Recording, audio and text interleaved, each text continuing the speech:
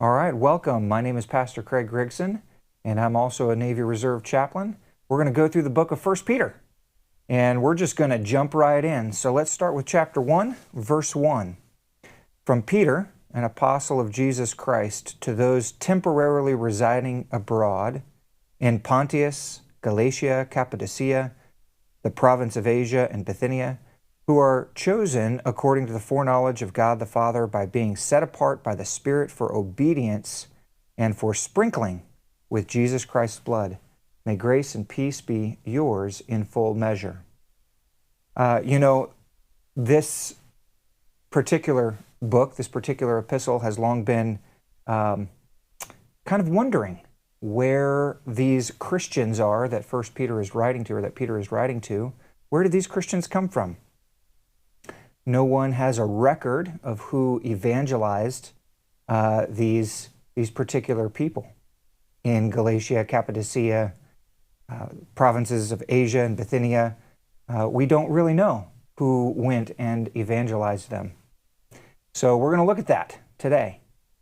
A lot of people down through the ages have thought that it was more of a symbolic or a figurative audience of 1 Peter. And the real point and the real audience and the real point that 1 Peter is trying to get at is the we're just pilgrims passing through motif. But I think there's something more going on here. And I think a lot of people who take it as just pilgrims passing through, sometimes you're either, two ways that you go with that if you're just a pilgrim passing through. Either you withdraw from society completely and become a hermit because you don't want to be a part of the world. You're tainted by the world, and so you withdraw into a kind of an isolated society. But the other way to go with that is, well, if we're already here, we might as well get weird, because if we're pilgrims passing through, we might as well just go all in. So buckle up, kids. We're going to New Orleans during Mardi Gras, and we're going to do some street preaching. That's kind of the two extremes that just pilgrims passing through goes. But here we have a bit more going on. Yesterday I was talking with somebody who was trying to figure out this tension. We were actually talking through this tension of withdrawing from society and somehow living in society. It's a difficult tension.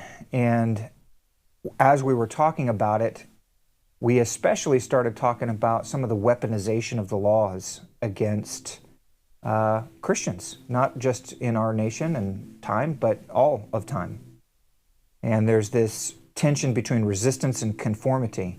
Should we resist the world and withdraw and go away and shun the world, or should we try to be a part of the world in as flamboyant and crazy of a way? And interestingly, that is exactly what 1 Peter, the audience of 1 Peter, was also facing. They were facing weaponization of the laws against them. They were foreigners in a strange land who were being slandered for the purpose of gain on someone else's part. And they were also, since they were new there, scratching out a living. They had a family to provide for, and they were trying to just live. And a lot of people around them were making it very difficult. And so I think there's a lot of tension on how to live in this world, whether that's here in the United States again, whether that's in a 1930s Germany, where the Lutheran Church is considering, do we go along with Nazi Germany or what? Doesn't matter where you're at. China today, underground church. This is hard stuff for Christians to get at, and I think 1 Peter will really help give a lot of encouragement there. Before we get too much further, I do want to take a little moment here to talk about Peter. It's not very often that we talk about life after Scripture or life after Acts for a lot of our New Testament heroes, so to speak. But Peter is a big deal in the New Testament. He's mentioned 181 times in the New Testament alone. Peter, James, and John are kind of the big three in Jesus' inner circle. But every disciple drops out of Acts just after Pentecost. Peter makes it all the way to Acts 15. So he's a pretty influential guy. There's historical accounts of all 12, of course, and we can read and study in terms but in terms of what we can study in terms of Scripture itself, there's not a lot there. It stops at, for most of the disciples, right at Pentecost.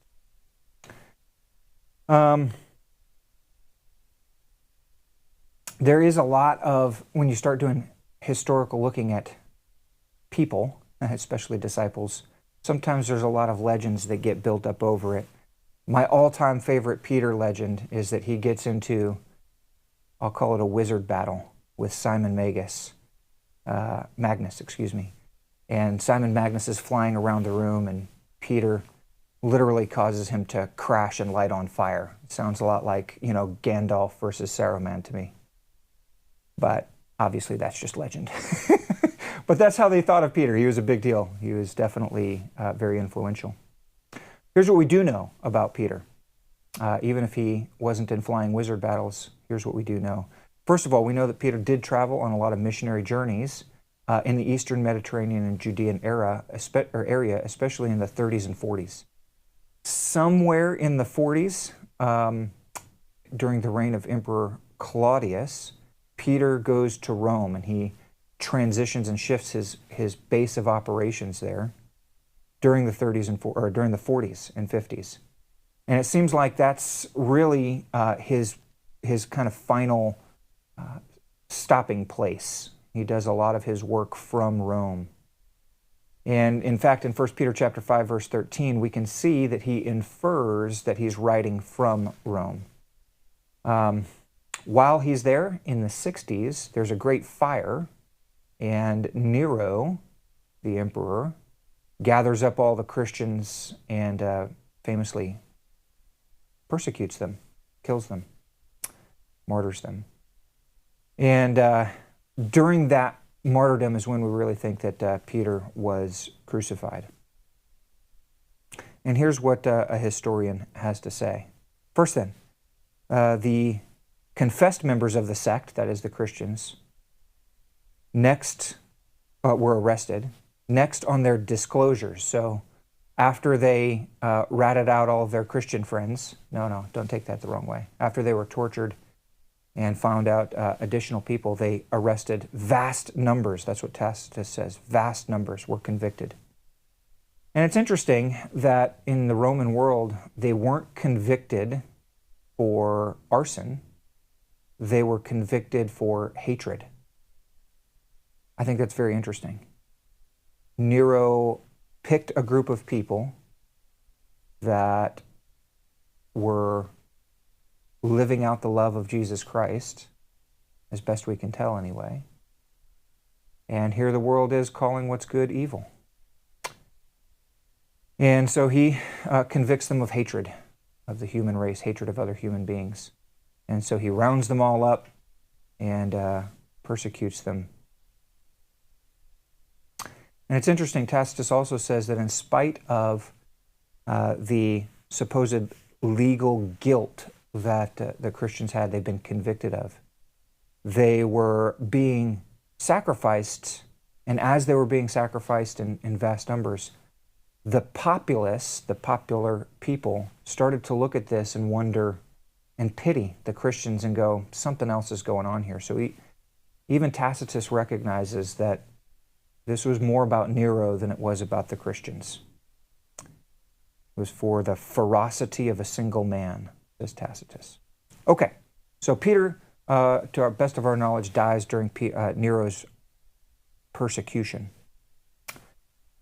Peter's also mentioned in several extra biblical things, like the first epistle of Clement in chapter 5, the ascension of Isaiah. Dionysius of Corinth writes a letter to the Romans and mentions Peter. Irenaeus of Lyons writes about Peter's death. So there's a lot of extra biblical stuff going on that talks about Peter's death in Rome during Nero's persecution. One of the most popular stories that we all know and love is that Peter was crucified upside down because he felt like he was unworthy of being crucified in the same way that Jesus was. I like that. I think that Peter had a pretty strong backbone. I think he was a courageous guy, very bold. I don't know that the Romans were accustomed to taking requests on executions from their prisoners, from their executionees. It is known that they crucified people upside down, so I think it could be likely that he was crucified upside down, but I don't know that it was at his request.